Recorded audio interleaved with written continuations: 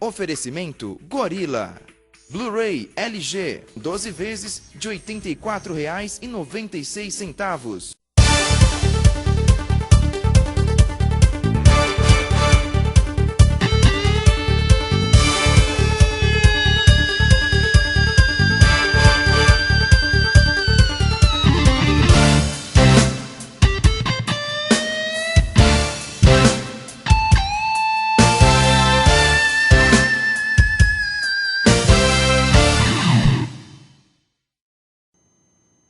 Olá, boa noite, gente. Ivana Fabiani novamente com um novo Ampla Visão.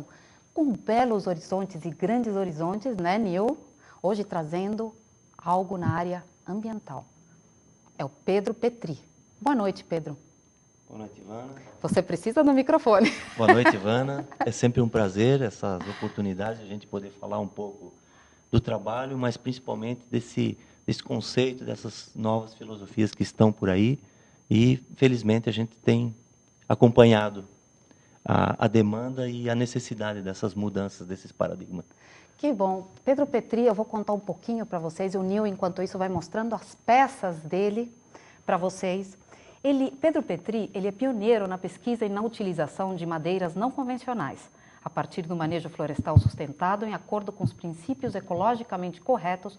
O ecodesigner Pedro Petri executa cada peça com resíduos da peça, devendo-se a escolha de espécies não comerciais, nas quais são priorizadas as áreas em que a árvore apresenta desenhos, cores e veios únicos.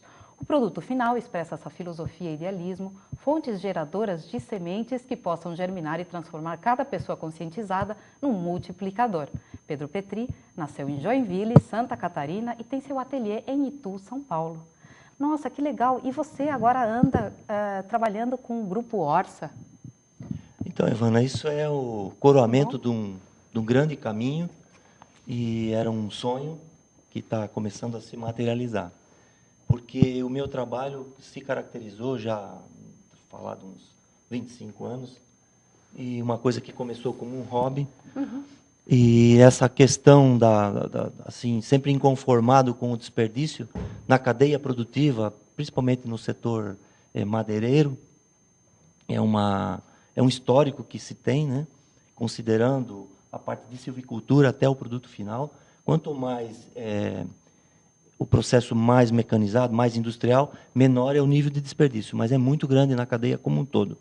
Assim, só para dar um exemplo, o IBAMA tem um número de estudos feitos lá por eles, praticamente de 15% a 20% do que foi derrubado vira produto. Então, você vê a dimensão.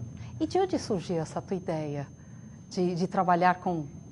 Na verdade, começou como um hobby.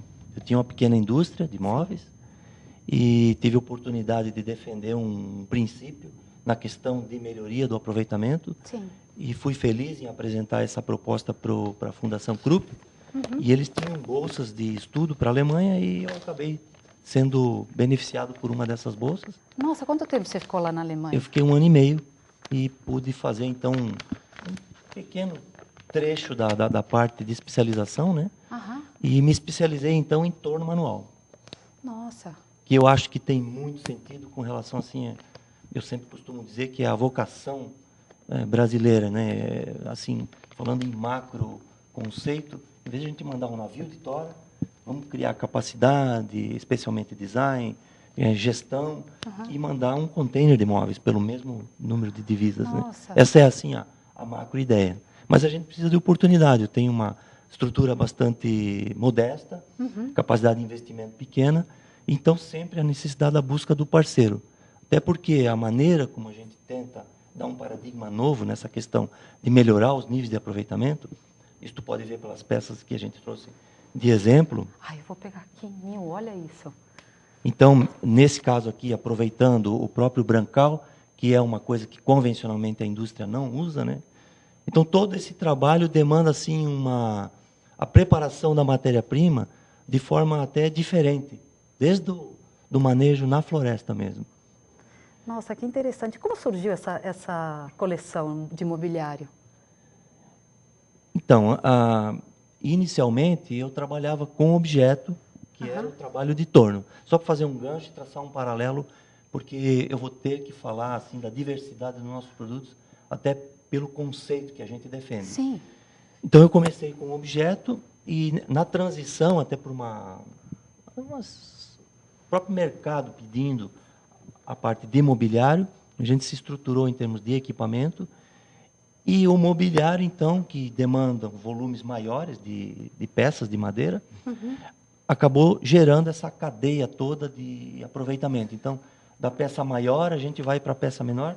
Eu estou aqui sentado num banquinho, e os resíduos que surgiram da confecção desse banco podem virar uma caneta, como é o exemplo desse estojo aí. Então, eu assim, estou maravilhada com esse estojo. Eu queria saber Deixa a eu te dar uma utilidade. mãozinha aqui. Ai, Puxa olha. aqui, ó. Ah, é para cima. Tem segredos aqui, né? Isso é uma coleção e a gente acabou fazendo uma brincadeira. Olha isso. É uma coisa bastante simbólica, porque a indústria ela tem o hábito de fazer um catálogo de madeiras. Mas esse catálogo é uma peça muito fria, você tem um retalho de madeira, na verdade. Então eu fiz essa brincadeira com a caneta. Sim. O formato dela está inspirado na paxiúba, que é uma palmeira típica da Amazônia, especialmente no Acre. Nossa. E cada caneta está numa espécie. Então, em todos os lugares que eu já tive a oportunidade de estar, sempre trouxe uma amostra da madeira que eu trabalhei, que eu fiz alguma coisa, e disso eu produzi um inventário de 230 espécies. E também para mostrar para as pessoas, né? Porque elas Sim, não a têm riqueza que tem de conhecimento. cores. Eu estou boba aqui porque eu não sabia, por exemplo, que a pera Tem uma tinha cor uma tão cor maravilhosa, tão bonita. né? Olha, É. ela tem uma cor rósea. É que assim, não sei se eles vão conseguir reproduzir exatamente na internet a cor dela, mas assim, ao vivo é maravilhoso isso aqui. Essa também, o que seria, Pedro, você que conhece? Isso é uma das grandes raridades da Mata Atlântica, exceção Sebastião de Arruda. E eu Amei. diria que essa aqui é a das mais raras. Qual é? Isso Olha. é pau violeta. É endêmica assim na região sul da Bahia, norte do Espírito Santo. É uma raridade mesmo. Eu diria que mais rara do que o próprio pau-brasil. Nossa, Então, falando e da tem um nossa... valor, desculpa, mas tem um valor, assim como o pau-brasil, ou não é valorizada essa madeira? Tem, mas ela é uma espécie contingenciada. É um termo técnico que o IBAMA usa para madeiras que hoje estão em processo de extinção. Então, ela é muito procurada. Contingenciada. Pau-brasil, o pinheiro araucária do Paraná, né? Olha, aprendendo com o Pedro, essa palavra Imagina. que se usa, Contingenciada. São as espécies que estão em processo de extinção, então o IBAMA não autoriza manejo. Né? E me explica o que é a madeira certificada. Então, vamos entrar nesse capítulo que é o que está na moda hoje, né? Estou meio por fora. A certificação até é legal porque eu não seria assim, a minha formação não é engenharia florestal, mas a gente está militando nesse segmento aí há tantos anos, pode falar um pouco até numa linguagem um pouco mais simples, não com termos tão técnicos, né? Sim. Seria a ideia inicial que as pessoas têm quando a gente fala de madeira certificada. Então a primeira pergunta é assim: então vocês plantam? Não se planta nada na questão. Você pode ter uma floresta plantada de uma madeira nativa ou exótica. Vamos dar um exemplo prático. Eucalipto é exótico, é uma espécie originária da Austrália. Ai, olha. O Brasil hoje tem as maiores florestas e domina, acho que, sem sombra de dúvida, posso dizer, a maior tecnologia no eucalipto, na clonagem, na formação das florestas. Nossa, e por isso o Brasil é tão expressivo na questão da celulose, do papel. Né? É uma indústria tão forte hoje, né? E você usa o eucalipto? Você tem alguma Também peça? uso. Você Esse banco é uma peça de eucalipto. Olha. Só que é uma espécie assim, de crescimento mais lento, é o Citriodora, mas tem uma cor que o mercado gosta, não puxa para os tons vermelhos, né? Branco é mesmo. E nós falávamos então do manejo certificado. Isso. Então, vamos dizer assim, em termos práticos, o que seria? Já que eu digo que não se planta, né? Você pega uma floresta nativa e vamos imaginar, Irvana, que essa quadra onde está aqui o teu estúdio fosse um pedacinho lá dentro de uma floresta. E que a tua floresta fosse toda a cidade de São Paulo. Sim. Essa extensão toda. Né? No caso da Orça, que é uma das maiores florestas certificadas do Brasil, onde a gente hoje é parceiro, eles têm 545 mil hectares certificados. Nossa, muito grande. Muito grande. A área toda são 1.600.000, equivalente assim pouco menos que a Bélgica. E como é que eles trabalham? Eles doam para você essas peças? Assim, Não, tipo, eles... pedaço de árvore que caiu? Então, lá eles executam o manejo certificado, né? Entendi. E o manejo nada mais é do que a extração de espécies nativas dentro de todos os princípios que regem assim, um projeto passado pelo IBAMA e algumas outras exigências que estão dentro dos órgãos certificadores. Uhum. Então, o Forest Stewardship Council, Conselho de Manejo Florestal, que tem o FSC, seria o selo mais assim, usual das florestas tropicais, aqui, principalmente aqui no Brasil. E aí é feito, então, vamos voltar para aquele exemplo da quadra aqui, onde a gente tem o teu estúdio. Então, se nesse universo todo, do tamanho da cidade de São Paulo, fosse a nossa floresta, e que eu tivesse autorização para fazer o manejo nessa quadra esse ano, então eu teria que procurar, assim, eu quero... O que eu tenho? Antes eu fiz um inventário, então eu sei. Então, vou dar um exemplo, que eu tenho 10 árvores de ipê, maçaranduba, cumaru, sucupira, itaúba, tenho essas várias espécies. Uhum. E eu tenho, didaticamente falando, 3 mães, 4 filhas, 8 netas. Então, tem essa cadeia. O que é? Mãe é aquela árvore adulta que já está num processo de decadência, que vai, eventualmente, por um processo natural, com um vento, vai cair e tal. Então, a gente tenta colher essa árvore. Se ela não estiver interferindo num rio, numa área de interesse, porque tem animais se reproduzindo naquela área. Uhum. Então, é um processo bastante complexo. Mas, vamos dizer, se você tem essa cadeia com aquela espécie, isso é feito para todas as espécies. Então, eu estou dando o exemplo do ipê. Uhum. Então, você quer tirar uma árvore de ipê, você tem essa cadeia toda, então você tira uma árvore de ipê. Aí, esse talhão, só para concluir, você vai voltar nesse teu estúdio aqui, que seria a área manejada esse ano, daqui 30 anos. Então, quando você tirou essa árvore adulta, a floresta, a disputa é fotossíntese, é por luz, para provocar a fotossíntese. Quanto mais luz, mais cresce. Quando eu abro essa clareira na floresta, eu dou lugar para as filhas e netas que estão lá embaixo para elas ocuparem esse. Por isso que chama o dossel, né? A floresta toda cheia de copa, onde você, então, exerce essa fotossíntese através da incidência da luz, né? E aí, daqui 30 anos, uma filha vira mãe, uma neta vira filha. E você, então, é como se tivesse um pomar e você colhe as frutas que estão maduras do teu pomar, não derruba a árvore, né? Nossa, que processo maravilhoso. Muito bacana. Estou maravilhada. Vamos aos comerciais aqui, porque eu quero apresentar a Cris, que foi a que sugeriu a pauta, trouxe o Pedro Petri aqui para a gente, e amiga também querida, Cris Brust. A gente só foi na verdade, o Pedro, para ele ser artista... Presta só um pouquinho.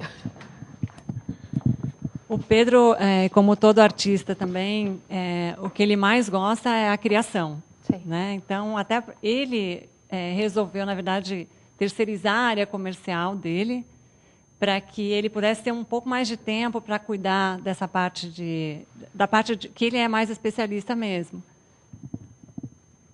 Na madeira, das espécies, e poder estudar mais, e poder criar mais. Então, ele terceirizou essa área comercial e a gente faz esse processo, então, da venda das peças dele, a divulgação, a participação de eventos, exposições. A gente tenta divulgar, na verdade, o que não precisa muito divulgar, porque o trabalho dele é maravilhoso, né? Ele é o único no que ele faz, ele é precursor dessa área. As características do trabalho dele, ele vai estar mostrando, que acho que é importante, né, Pedro, você mostrar as características, o que é característico teu mesmo nas peças que estão aqui no estúdio que a gente trouxe. O tempo aqui é curtinho, a gente tem que correr, eu vou voltar para ele. É tão curto, né? Se você for ver, mas não, Cris, seja bem-vinda. Eu gostaria que vocês sempre me avisassem quando tem exposições para falar para o pessoal. Acabamos de fazer uma feira de produtos certificados. Eu soube, eu só não pude ir, eu soube, maravilhosa a feira. Vai haver novas edições, você vai ser convidada, com certeza. Obrigada, Pedro. Olha, eu estou com uma dúvida aqui. Eu vi uma peça tua lá que é trançada. Filma lá um pouquinho, faz um... Então, como que você faz esse trabalho? Esse é o conceito, eu me permito até, a Cris colocou como artista, mas eu não tenho essa pretensão. Eu Nossa. até de formação. Você é humilde assim, demais. Não, eu venho de uma cultura germânica Aham. e, sei lá, o que a gente acabou aprendendo lá na infância e tal, eu estou muito mais focado para o utilitário do que para a escultura, vamos dizer assim. Então, a gente sempre constrói alguma coisa pensando de que forma isso pode ser aproveitado. Então, os meus objetos tendem a sempre a uma utilização prática, assim, uma fruteira, um vaso, um bowl, né, um castiçal. Mas a costura é muito particular, porque a minha família originalmente vem do ramo têxtil. E uma repórter um dia falou, então você está voltando às origens. Na verdade, eu fui atrás de mostrar um paradigma novo. Esse é o meu grande, eu vejo como minha missão. Aham. Então, o que está estragado, e que foi considerado um refúgio, e que serviu para lenha, talvez no máximo, eu quis mostrar, eu continuo querendo mostrar, e talvez eu fui feliz no momento, porque eu comecei isso há 25 anos atrás, e hoje a gente tem um discurso da sustentabilidade. Então, o paradigma diz assim, essa tua mesinha foi feita com madeiras perfeitas, ela não tem absolutamente nenhum buraco, nenhum defeito. Sim. E a gente tende a mostrar como, por exemplo... Deixa eu pegar essa peça aqui, que eu adoro bolas. Então, Olha essa esfera... Isso. Esfera. É uma bola, é uma esfera. Ela incorporou o brancal, que tradicionalmente isso Aqui, não né? se utiliza. Essa parte aqui a indústria do mobiliário não usa. E eu queria mostrar assim, não, aqui estava podre e tal, aqui os bichos atacaram, mas esse desenho bonito que deu foram os fungos. Nossa. Madeira naturalmente não teria isso. E esse contraste entre o cerne e o brancal é que eu acho que é o grande diferencial. E outra, Como você que faz você um faz aproveitamento isso? muito maior. Como que você faz isso? A hora que você for lá no nosso ateliê, eu vou te mostrar. Mas é bem simples. É igual o Colombo, né? A hora que botou o ovo em pé. É sacada boba essa, né? Boa, né? Nossa, Deixa eu te ajudar. Pedro, pelo amor de Deus, já pensou? Ficou em pé? Ficou? Ficou. Conseguimos. Então, e essas outras também? Você usa sempre o torno? Você usa algum Sim. molde, alguma coisa? Não, Nada. essa é a técnica que eu acabei aprendendo na Alemanha, né? Então, eles ensinam a técnica. Depois eu passei um mês, talvez, na Inglaterra, lá a coisa do design é mais refinada. Então, isso, por exemplo, eu vim de Santa Catarina para cá. Sim. Então, aqui tem fazendas antigas de café, principalmente tem. na região de Itu. Aliás, eu tive numa nessa semana, numa produção, foi fantástico. Muito Então, bom. aqui era uma plantação de 62 anos, era antieconômica a extração desse café, e derrubaram para a plantação de cana. E passando num domingo lá, a gente viu essas espécies sendo arrancadas. Poxa, mas será que não dá para fazer alguma coisa? Então, esse cálice aqui é simbólico, mas, na verdade, retrata bastante da história do Brasil, né? Nossa, sim. E aquilo que eu te falo, da vocação nossa. Então, o Brasil Posso beber vinho aqui? pode. Olha! Talvez não seja muito confortável, mas pode. Que bom! Que bom. Também é café, né? Então você acaba dando uma utilização assim, às vezes bem sui generis, mas se permite utilizar. Ó, tem gente perguntando, estão mandando e-mails. É o Júnior, que sempre está com a gente, lá de Jacareí. Ele diz, boa noite, Ivana. Eu pergunto ao Paulo se há algum tipo de árvore que faz mal ao solo, pois já ouvi dizer que o eucalipto consome muita água onde é plantado. É verdade isso?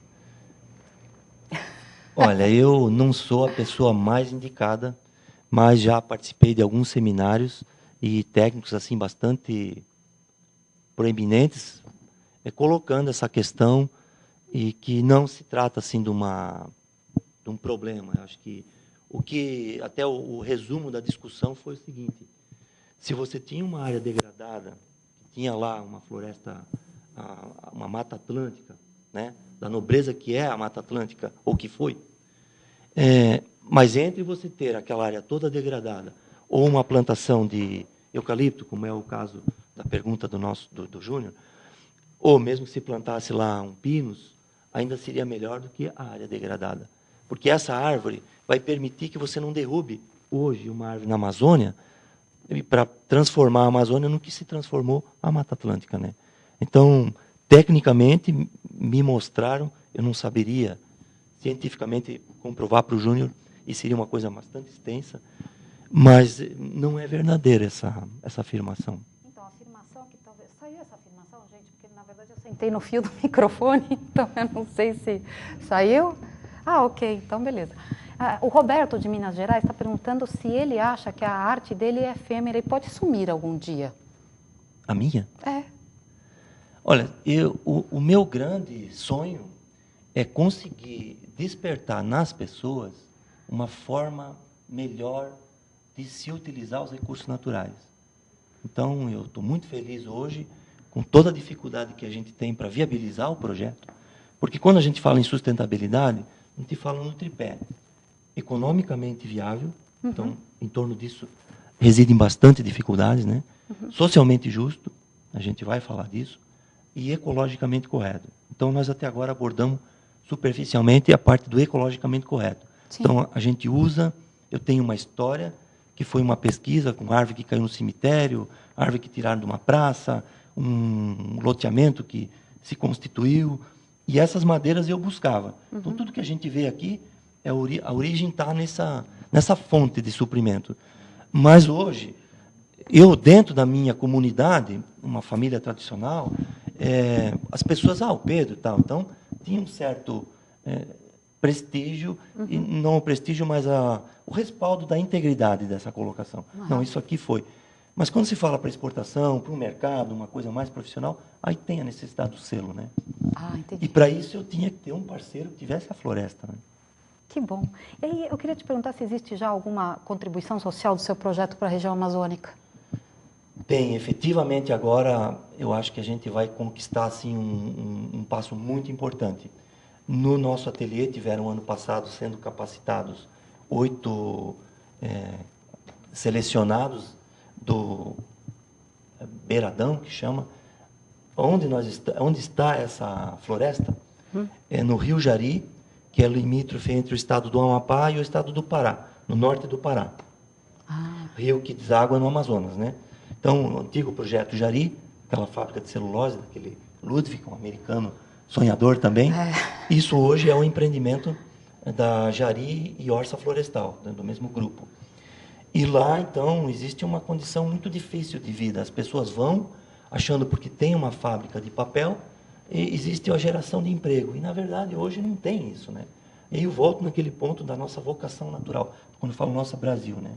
Nós temos o recurso natural, Sim. nós temos o recurso humano, o que precisa é da condição, cidadania, fazer cidadania, né?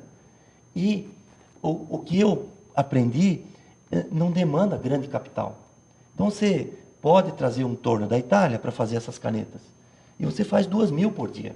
Sim. Mas aí você traz um engenheiro super especializado da Itália também. Entendi. Não tem esse homem qualificado aqui. Sim. O que nós tentamos fazer é pegar um torno que está abandonado, que é uma técnica que não se usa mais, adaptar, e com muito pouco capital, você gera riqueza, gera renda, dá cidadania para essas pessoas que estão lá.